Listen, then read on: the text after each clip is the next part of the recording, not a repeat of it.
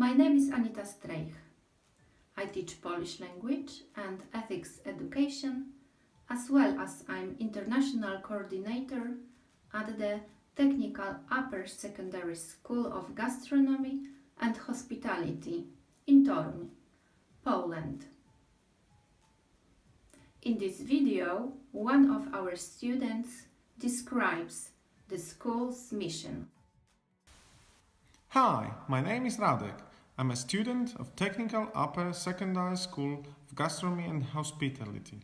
Since childhood, I've been passionate about cooking, so I decided to deepen the secrets of the culinary art under the guidance of specialists. I'm interested in dietetics and healthy eating. I'm sure that after graduation from school, I will find a job in one of the renowned restaurants. In order to analyze the digital potential of school and to reflect on how digital technologies are used in teaching and learning, two surveys were conducted. Internal, which consisted 5 closed questions, and external, in which selfie tool was used to assess how school use digital technologies for innovative and effective learning.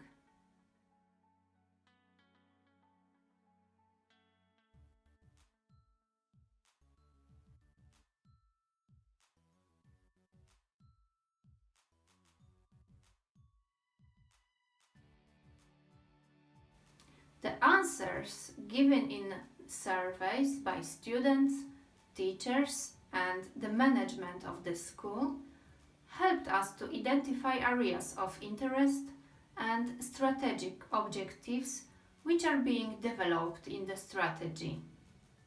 One of them is to develop by school authorities like the management, the Teachers' Council, Student Self-Government, and the Parents' Council of a coherent policy of using social media.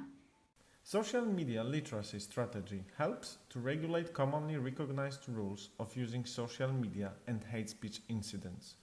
To increase students' sensitivity to the problem of rights and publicity, the school implements the strategy as well.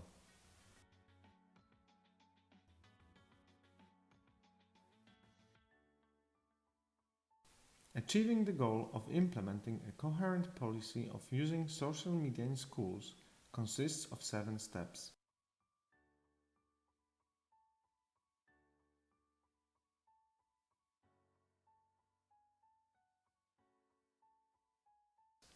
The first one is forming a team to develop social media usage policy at school. The next step is carrying out a self-assessment survey on how digital technologies can be used for innovative and effective learning. Selfie. Step 3 is conducting a survey on the main challenges for the use of social media. The fourth step is Workshop Teachers' Council, aimed at developing the policy of social media use at school.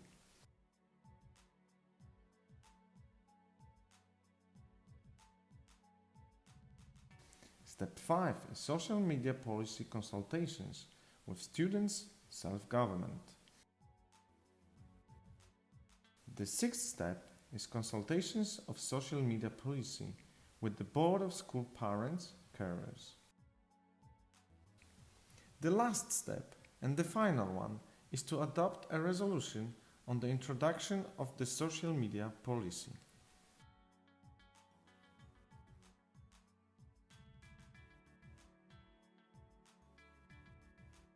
The management is responsible for ensuring the safety of all pupils and staff.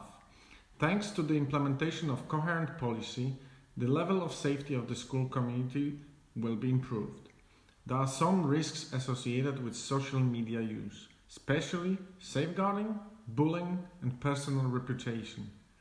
The SM policy aims to encourage the safe use of social media by the school, its staff, parents, carers, and of course, children. Teachers are provided with a tool that can be invoked in case of incorrect use of social media at school. For example, offensive or inappropriate comments. The process of policy implementation is also an opportunity to discuss the conscious and responsible use of social media. The school has a code of good practice written in a way which students can understand.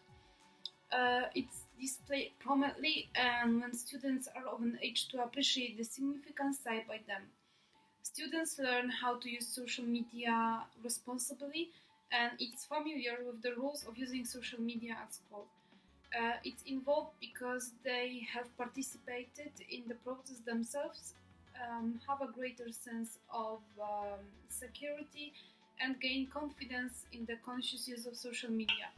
Parents can be sure that the school cares about the digital safety of students and consciously manages the risk associated with the use of social media in the school. They gain knowledge of the social media behavior of their children, which is accepted by the school. They have the opportunity to discuss these issues with their children. They also have a real impact on policy making.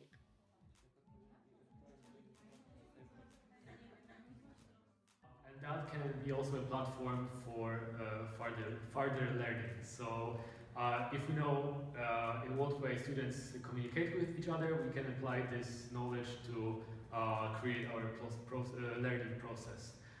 We can use platforms such as Facebook, Instagram, Snapchat to communicate with our students and to make our learning process much more interesting and involving.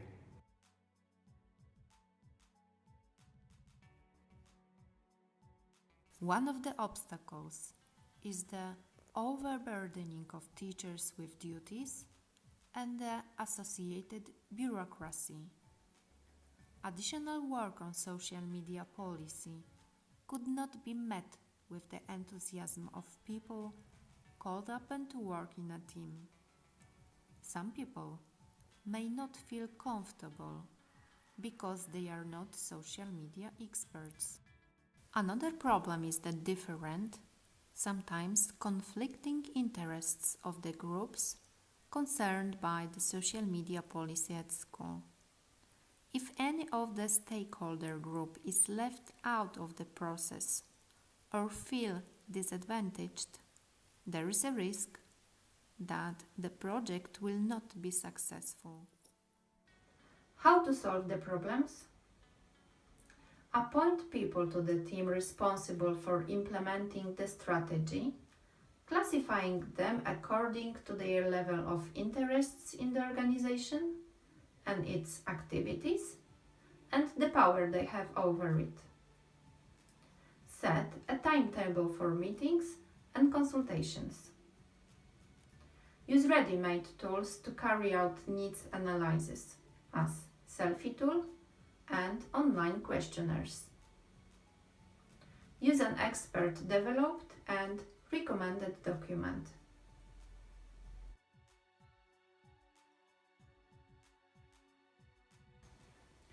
Now we will give you some advices to make the process as effective and easy to implement as possible.